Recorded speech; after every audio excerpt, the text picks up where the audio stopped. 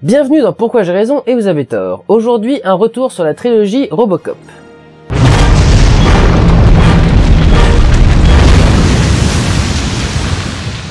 Mes premiers souvenirs de Robocop remontent à mon enfance, puisque le premier film est aussi vieux que moi, et c'est assez amusant d'ailleurs de mettre ça en rapport avec l'histoire sans fin, puisque Robocop est devenu un personnage extrêmement populaire auprès des jeunes enfants, ce qui est assez symptomatique de la façon de les traiter à l'époque, étant donné que les films étaient plutôt extrêmement violents. En effet, ils étaient aux USA classés R, ce qui veut dire que les moins de 17 ans devaient être accompagnés pour le voir, à l'exception du dernier, mais j'y reviendrai en temps voulu. Ce qui m'étonne toujours, c'est à quel point les suites du film sont tombées dans l'oubli. Très peu de gens savent ou se souviennent que c'est une véritable saga, une trilogie motivée par le succès du premier volet. Ça s'explique peut-être par le fait qu'ils soient clairement en dessous du premier, alors qu'ils ont tous un budget supérieur. Parce que la vraie explication, c'est que cette saga montre parfaitement à quel point le travail du scénariste, du réalisateur et du producteur relève d'un équilibre subtil. Je vais vous expliquer exactement en quoi, en commençant par le commencement. Robocop est sorti en 1987. Situé dans un futur dystopique assez proche du cyberpunk, le film raconte l'histoire de Alex Murphy, un flic intégré et honnête, dévoué à son rôle et à son travail. Il officie dans la ville de Détroit, une ville presque totalement contrôlée par une société du nom de OCP, Only Consumers Product, firme tentaculaire qui gère aussi bien les médias que les télécommunications, l'armement militaire et civil, les hautes technologies, l'agroalimentaire, etc., et qui a également privatisé la police locale. Cette privatisation est une réponse à la criminalité massive et ultra-violente de la ville, qui fait évidemment tâche sur le bilan d'une compagnie pareille. Pour indiquer cette délinquance, OCP est à la recherche d'une arme de pacification massive, mais alors que le développement des drones de Dick Jones se heurte à de cuisants échecs dû aux limitations de l'informatique, un des chefs de département, Bob Morton, propose le projet Robocop, un flic cyborg mélange de mécanique et d'organique, plutôt qu'un robot à la pensée purement binaire. Pour trouver un candidat, il choisit les meilleurs agents de police de la ville qu'il place alors dans des quartiers dangereux, dans l'espoir que l'un d'eux soit tué en service. C'est ainsi que Murphy débarque un beau matin pour prendre son nouveau poste alors qu'une grève des policiers se dessine, et meurt l'après-midi même des mains de Clarence, le baron du crime le plus déglingué de la ville, connu pour être un tueur de flics. Bien qu'endommagé, son cerveau est intact. Il est alors pris en charge par OCP qui va faire de lui le personnage que l'on connaît tous, et va commencer à nettoyer la ville tout en luttant pour conserver son humanité. Robocop est le premier film hollywoodien de Paul Verhoeven, un réalisateur très réputé qui signera par la suite Total Recall, Basic Instinct, Starship Troopers ou encore L'Homme Invisible. Parmi ces films, un autre est signé du même scénariste que Robocop et partage d'ailleurs avec lui de très nombreux points communs, c'est Starship Troopers. Et ce qui va nous intéresser ici, c'est que Edward Neumeier en a écrit 2 suites, ce qui va apporter la première pierre à ma théorie sur l'harmonie entre les décideurs d'un film. Les suites de Starship Troopers sont dégueulasses. Le deuxième est une série B digne d'un épisode de Buffy, qui quoi qu'on en dise était quand même une série destinée aux ados. Le troisième part dans un délire religieux complètement barré qui fait saigner les yeux et pleurer les oreilles. Ou l'inverse. Or, dans un cas comme dans l'autre, le premier volet a été réalisé par un mec intelligent, créatif et qui fait du bon boulot, et arrive donc à recadrer les lubies de son scénariste pour en tirer quelque chose de beaucoup plus solide. Pour quitter le sujet Starship Troopers, faisons le rapprochement suivant. Les deux films sont construits sur le même schéma. Scénaristiquement, c'est la quête du héros, bien sûr, encore une fois, mais je parle vraiment de la structure formelle. Dans les deux cas, le film alterne des phases de récit avec des phases de propagande. Si Starship Troopers le fait sous la forme d'une sorte de site internet, Robocop, lui, varie les plaisirs et alterne les publicités et les journaux télé. Les publicités servent à refléter les États-Unis tels qu'ils sont vus par un étranger. Elles sont au nombre de 3 puisque chaque flash télé plus pub marque le passage d'un acte au suivant.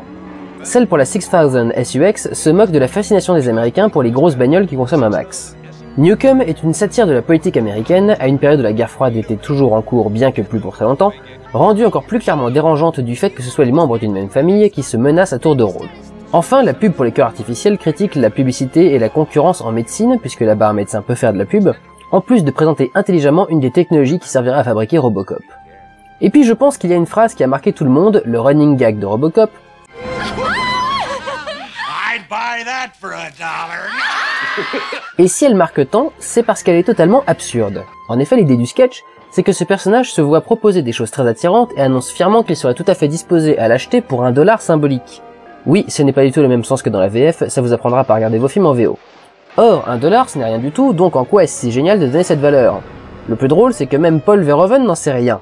L'idée originale de Edward Neumeier était que c'était quelque chose qui devait faire rire les personnages du film, mais qui serait totalement incompréhensible pour les spectateurs au point que l'absence totale de comique finisse par rendre cela drôle.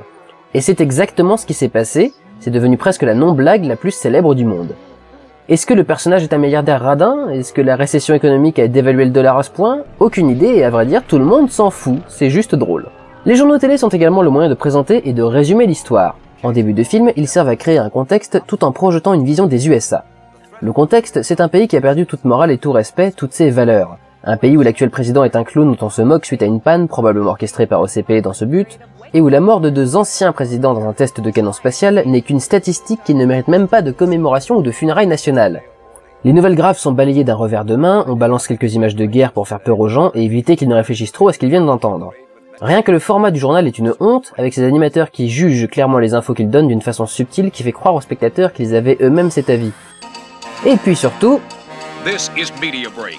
You give us 3 minutes and we'll give you the world. Tiens, prends ça BFM TV et tes 10 minutes d'infos répétées en boucle pendant 24 heures. Par la suite, ils serviront plus à résumer la progression de l'histoire parce qu'il y en a quand même 3 en parallèle. La guerre à OCP entre Bob et Dick, l'histoire de Clarence pour contrôler le crime à Détroit et celle de Murphy. Mais le film en profitera surtout pour montrer le travail de propagande pour OCP. En effet, pas une seule info traitée ne concerne pas directement la compagnie, et ces flashs ne servent qu'à faire passer les idées d'OCP. Mais la grande force de Paul Verhoeven, c'est de savoir associer le divertissement d'action de masse avec ses commentaires sur la société américaine. Robocop est un film violent psychologiquement et trash visuellement. Parce qu'il ne faut pas confondre les deux. Montrer de la violence, montrer des meurtres, des viols, des vols à main armée, c'est une chose. Ce qui fait de l'univers de Robocop un univers si violent qu'il reste crédible aujourd'hui, voire même prophétique, c'est que ce sont des actes de pure brutalité proches de la folie furieuse qui met en exergue l'absence totale d'humanité chez les criminels de Détroit. Bon ok, ça c'était gratuit. Le meilleur exemple est bien entendu la scène du meurtre de Murphy. C'est une chose d'avoir un cut sur une main qui explose, le bras qui éclate et de voir Murphy se faire charcuter. Mais la vraie horreur de cette scène,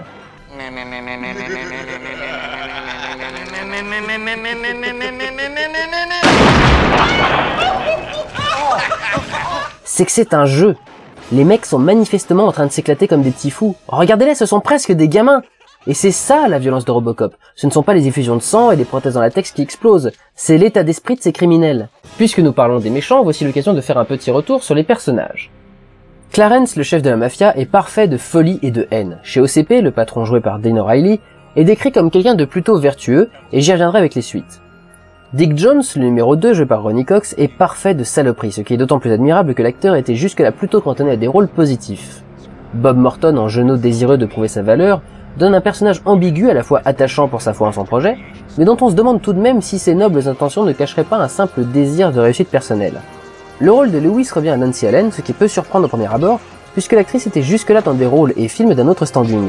En effet, épouse de Brian De Palma jusqu'en 1984, elle joue des rôles importants dans nombre de ses longs métrages et son arrivée dans du pur divertissement avait surpris tout le monde à l'époque, encore qu'on ignorait à ce moment le talent de Verhoeven hors de son pays. Elle campe une femme flic d'autant plus intéressante pour l'époque qu'elle n'est ni une intrigue romantique, ni une demoiselle en détresse. À vrai dire, je crois même qu'on n'évoque jamais dans le film le fait que ce soit une femme, à se demander même si le rôle n'aurait pas été écrit pour un homme à la base. Elle a tellement de couilles d'ailleurs qu'elle n'a aucun problème à soutenir Robocop en fin de film alors qu'il faut 4 à 6 hommes costauds pour le sauver le reste du temps. Peter Weller, dans le rôle titre, a vraiment du mérite, car les conditions de tournage pour lui étaient particulièrement éprouvantes, puisqu'enfermé dans son costume, il avait si chaud jusqu'à ce qu'on lui installe un ventilateur, et ses mouvements étaient si difficiles qu'il perdait du poids chaque jour, et qu'il a même fallu suspendre le tournage quelques jours pour réétudier les mouvements avec le chorégraphe et lui trouver une démarche plus aisée.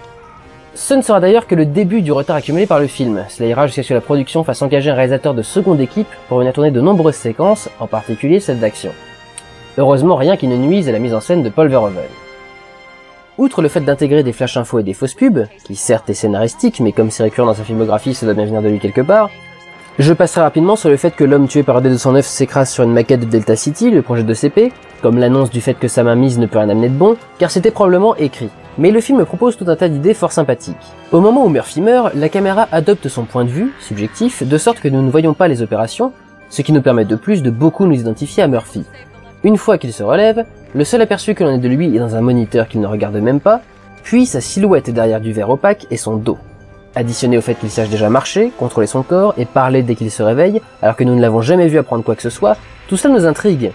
Nous devrions en savoir autant que lui, puisque nous avons son point de vue. Si nous ignorons quelque chose, c'est que ce corps fonctionne manifestement automatiquement, grâce à quelque chose d'informatique, de programmé et non de conscient, ce qui pose la question du sort de l'humanité, de l'âme de Murphy.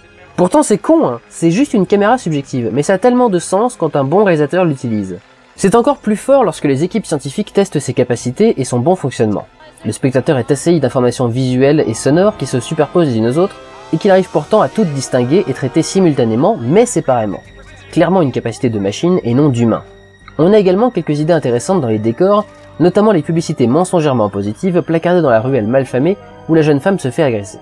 Le contraste entre les deux éléments dans un même cadre est forcément ironique. Enfin, dans la construction du montage, le fait de faire se succéder la scène où Bob savoure sa nouvelle victoire avec pute et surtout cocaïne, assez cynique également vu que son projet Robocop est censé lutter contre les trafics de drogue, et l'enchaîner directement avec la scène où Clarence passe un accord avec un baron de la coke. On passe donc du consommateur au producteur, et toute l'ironie de la transition est que le client est aussi le principal opposant. Robocop est un film d'action violent, mais c'est à des années-lumière d'être un film con. Chaque scène de violence est justifiée par un commentaire sur l'Amérique, d'un point de vue gauchiste certes, mais quand c'est aussi clairement assumé, qu'importe. Ce que j'admire, c'est qu'il fait passer ça sans user des clichés habituels de ce genre de production. Aucune scène pleine de pathos, par exemple avec la femme et le fils de Murphy, qu'on ne voit jamais en vrai. Tout comme Murphy n'a plus que ses souvenirs de son ancienne vie, nous ne voyons sa famille que par des sortes de flashbacks, d'émotions. I can feel them, but I can't remember them. Ce qui est fascinant avec les grandes œuvres, parce que oui, il y a aussi de grandes œuvres dans le divertissement, c'est de voir à quel point elles restent justes avec le passage du temps. Non seulement Robocop avait plutôt juste en termes de technologie, encore que les bases de leur création étaient déjà en chantier, je pense notamment aux drones, aux prothèses, on vient seulement en 2013 de créer un cœur autonome totalement artificiel comme celui de Robocop, aux communications, puisqu'ils avaient prévu que la vidéo sur laserdisc finirait par évoluer pour aller vers des disques de taille CD, comme le futur DVD sorti 8 ans plus tard, ou encore la création d'une base de données pour répertorier les délinquants. Mais tout ça, encore une fois, était déjà en chantier, et les équipes ont pu s'en inspirer. Ce qui frappe, c'est la pertinence du message sur la manipulation des médias, on connaît tous les dérives de Fox News, et surtout sur le sort de Détroit. Beaucoup d'Américains voient en effet une situation très similaire à celle du film se développer depuis la crise de 2008, non pas par la toute-puissance d'une entreprise, cela dit, mais à l'inverse, par la chute de l'industrie automobile qui était le pilier du développement de la ville. Bien évidemment, tout le symbole du film, c'est l'avenir d'une humanité qui se repose de plus en plus dans les machines, d'où l'intérêt de situer l'action à Détroit, ville industrielle par excellence. La question est, la mécanisation, l'automatisation, l'informatisation de la société, en choses facilement catégorisables pour un ordinateur, va détruire notre humanité et faire de nous des êtres moins sensibles. Au fil du film, Murphy retrouve à l'intérieur de son squelette de métal ses souvenirs, ses émotions et son âme, de sorte qu'à la toute fin, il parle de nouveau avec sa propre voix et sonne humain, ce qui prouve que oui, même emprisonné dans un corps en acier, tous nos organes remplacés par des prothèses et notre conscience limitée par un programme informatique, ce qui fait de nous des humains survivra. Avec son tout petit budget de 13 millions et ses recettes de 53 millions, le film est un succès au box-office assez inattendu semble-t-il, engendrant une suite qui sortira en 1990.